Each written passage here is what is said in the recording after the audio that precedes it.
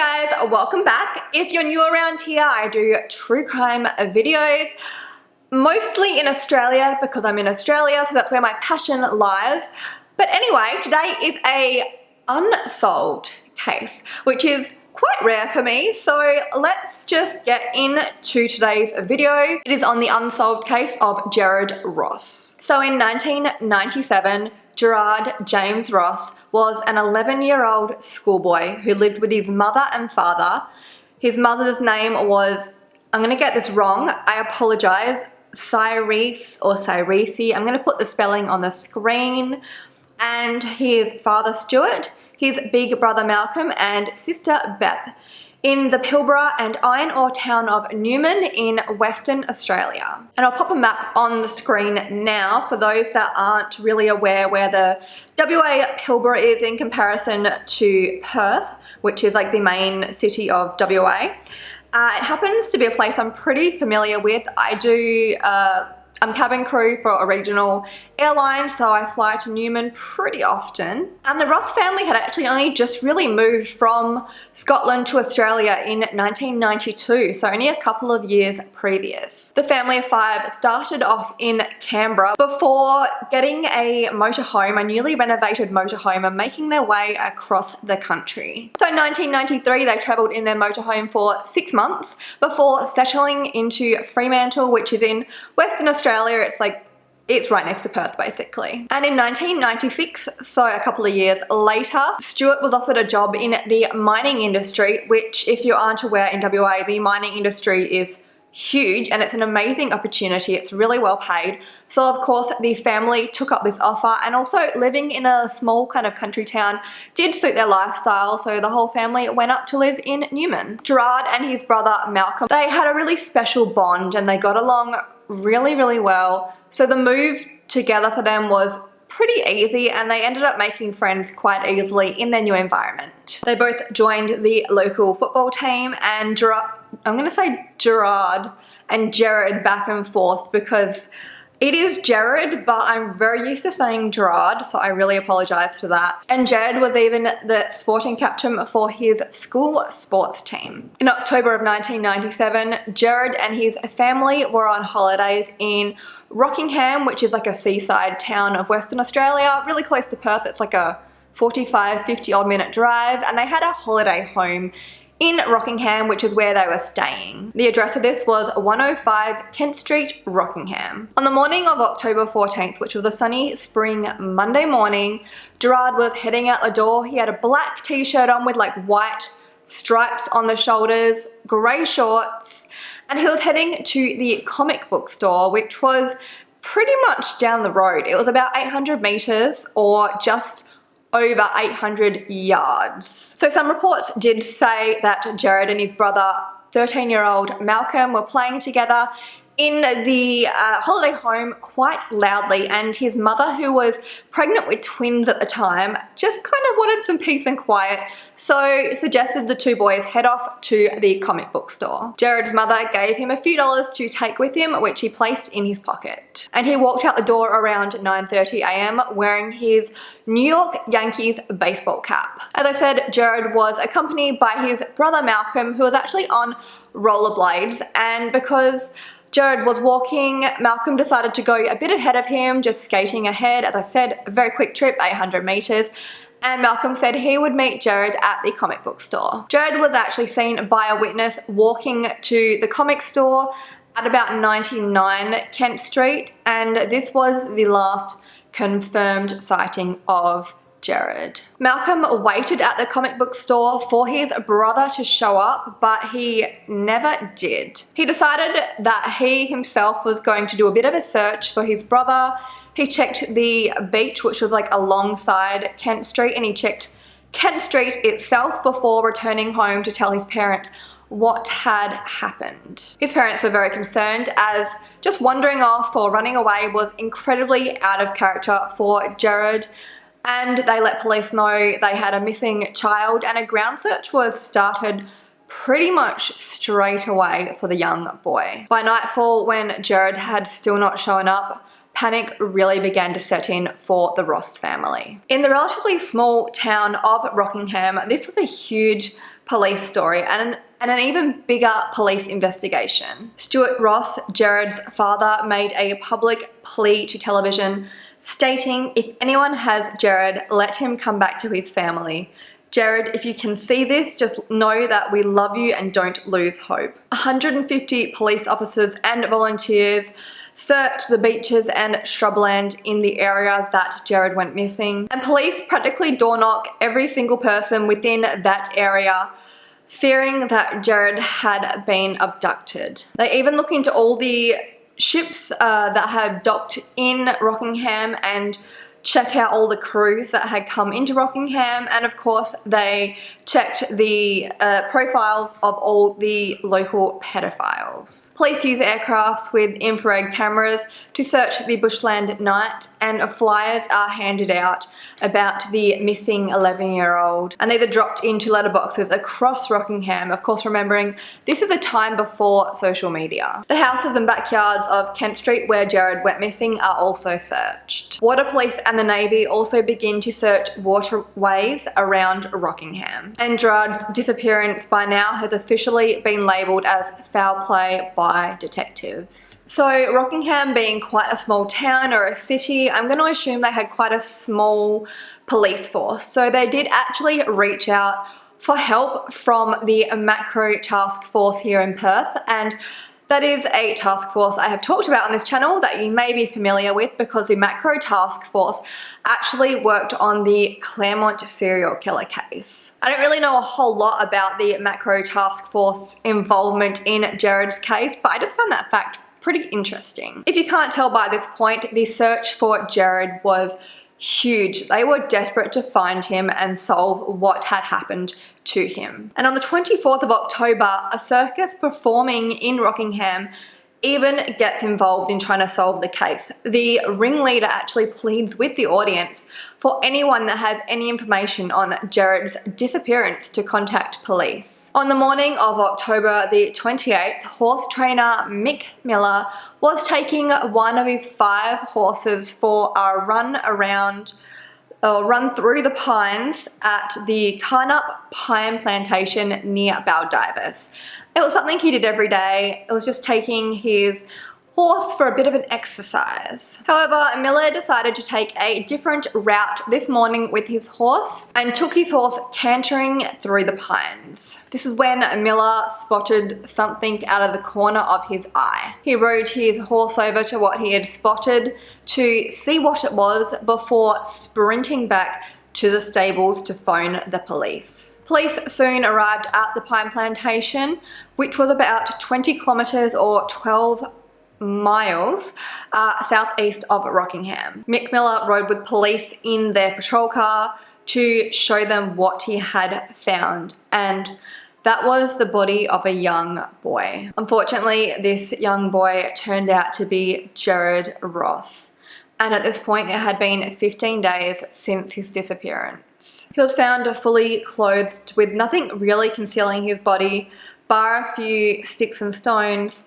and it appeared his body had been dumped in a hurry. The way in which Jarrod Ross died was not revealed to most police except for those directly involved in the investigation, let alone the public, because of the sheer violence and brutality in which Jarrod was subject to. Jarrod's parents were also kept in the dark at this point.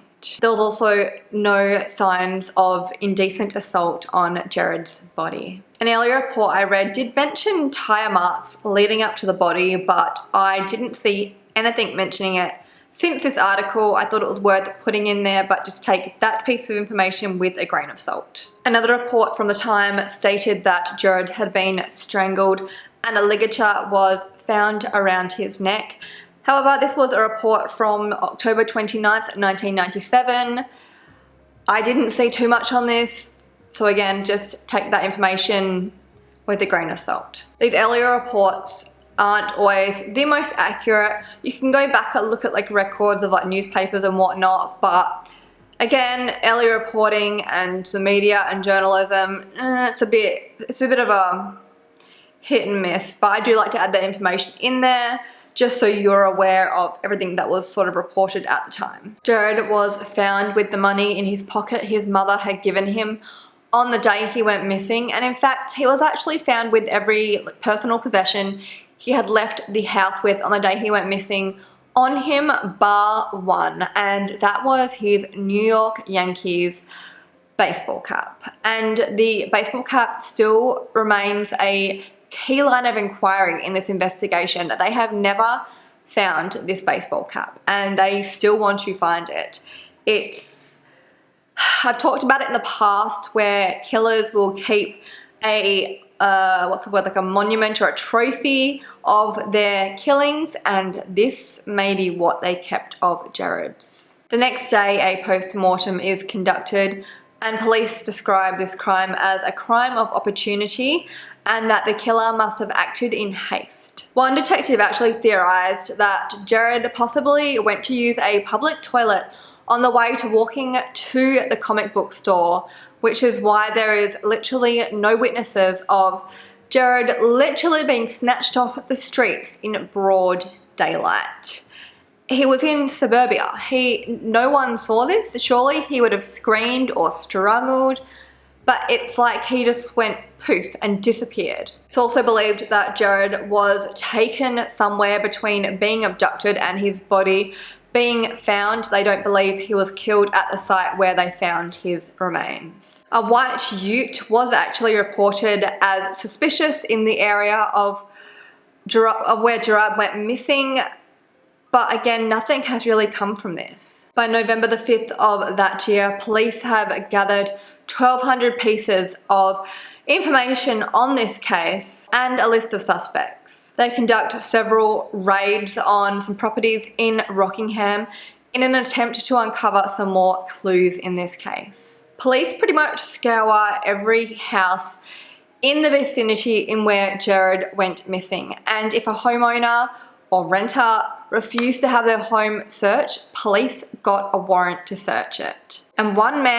local man was actually almost about to be charged with Jarrod's death when they found blood splatters in his car and on the walls of his home that had been washed off, and blood splatter in his parents' home. But unfortunately, DNA was not able to be extracted from these blood splatters and the man was let go.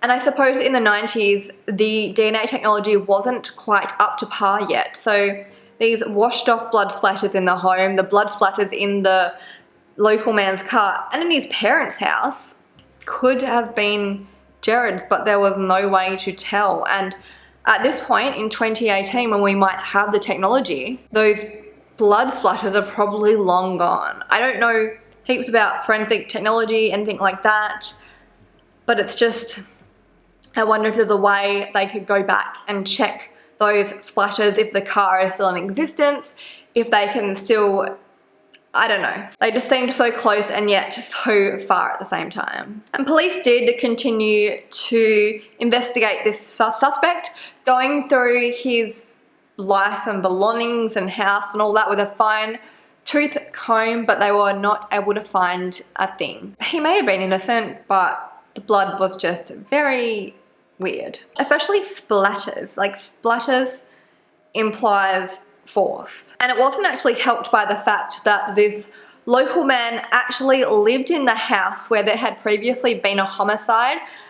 However, that homicide had occurred on the front lawn, so how would the blood have gotten in the house? In 1997, Rockingham was really considered such a safe place to live, and this death of a young 11-year-old boy sent shockwaves through all of its residents. There was really mixed emotions of fear and sadness, and people just wanted this case solved. A young boy going missing was not something that happened around there, and it really had not happened before. On the 7th of November, the Rockingham community actually held a memorial for Gerard Ross, and the Ross family thanked police, SES, volunteers and the community as a whole for their love and support, before returning to their home in Newman, where Gerard Ross was buried at the Newman Cemetery. The following year, in 1998, a new witness comes forward with a new piece of information of something they think they witnessed the day Gerard went missing. A woman says she saw two men struggling with a young boy,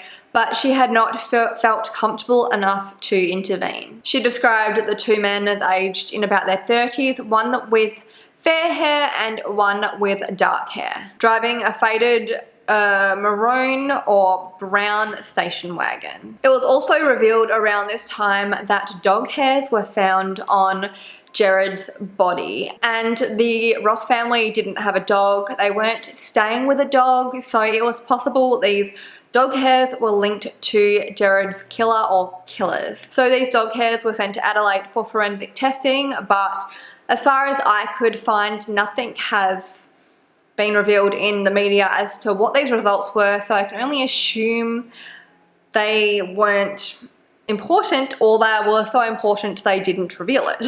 But to my knowledge, the results of this forensic testing was never revealed to the media. Police also hold a press conference around this time, calling for any information on Jarrod Ross's baseball cap, the one that never showed up and has never showed up. Another theory that has since emerged since Jarrod went missing is that he took a different route to what investigators initially thought, what everyone thought. So I'm going to put a map on the screen. They thought, of course, that Jarrod went straight down Kent Road, basically, but it is possible that he turned right and went along the beach, as you can sort of see in this map. Those two roads would lead directly to the comic book store. So if he had been traveling along the beach, investigators were looking in all the wrong places for any evidence on his disappearance. They were looking along Kent Street, along houses there, when it's possible they should have been looking along the beach. It is just a theory. He may have not gone that way at all, but it is definitely a possibility. And it was actually reported that investigators found new leads by looking into this alternative path that Jarrod may have taken, but again, these new leads were never revealed to the public. So I just want to touch on some of the aftermath of this case as we've gone on over the years. At Gerard's primary school back in Newman, South Newman Primary School, a painting entitled Gerard's Flowers is actually up in the reception area of the school. And underneath the painting, it reads, "Quiet place, sit in the shade of the mango trees and enjoy the fruits they bear." And the Gerard Ross Memorial Gardens was also established outside the Rockingham police station as kind of a reminder that this young boy's death has not been solved and justice has not been done for him yet. And the Ross family actually moved to Queensland not long after Gerard's death before moving back to their native Scotland. In 2016, the parents of Daniel Morecambe, and Daniel Morecambe was a huge case here in Australia. He was killed as well. He went missing. He was missing for years. Definitely worth looking into, or if you want me to cover it, let me know. Anyway, Daniel Morecambe's parents appealed to the WA coroner to hold an inquest into Gerard's death, in hopes that it would bring some sort of breakthrough for the Ross family.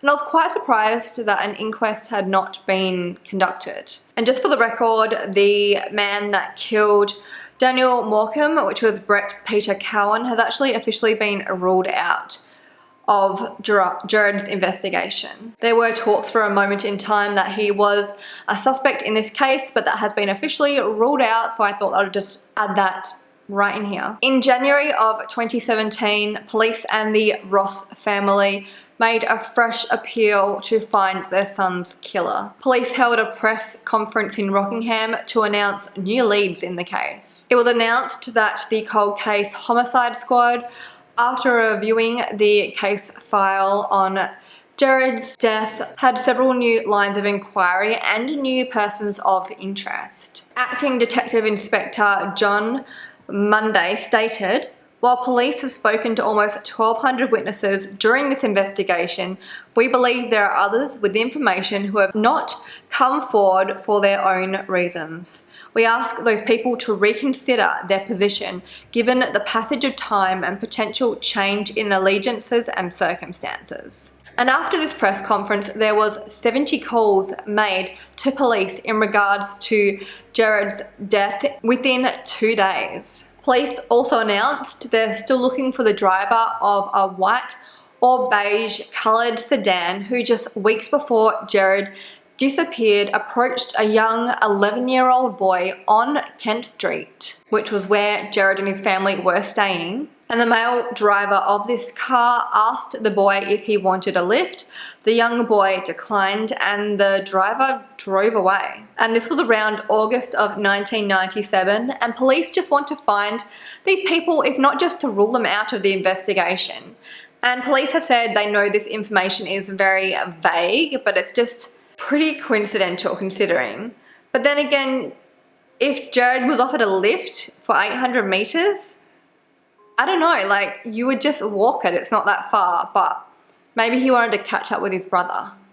Who knows? It's just a bit coincidental that happens weeks before Jarrod disappears. And I always say in these types of videos, if you know anything to do with Jarrod's death, even the slightest, smallest, most insignificant detail, report it to Crime Stoppers. You can report things anonymously, and there is currently a $250,000 reward. And in fact, that reward money was just upped in October of 2018 from 100K to 250K. And I think if police are putting the reward money up that much so recently, a few months ago, they have something, they've got some sort of new information, new technological advances in forensic technology or something. I just feel so strongly this case is going to be solved very soon. It's just a matter of time. And I think it's a matter of someone coming forward with information as well. And unfortunately, that's all the information I have on Gerard Ross and his case. Share this video, share this story, share Jarrod's story, share his case. That's what's important here, getting justice for Jarrod and his family.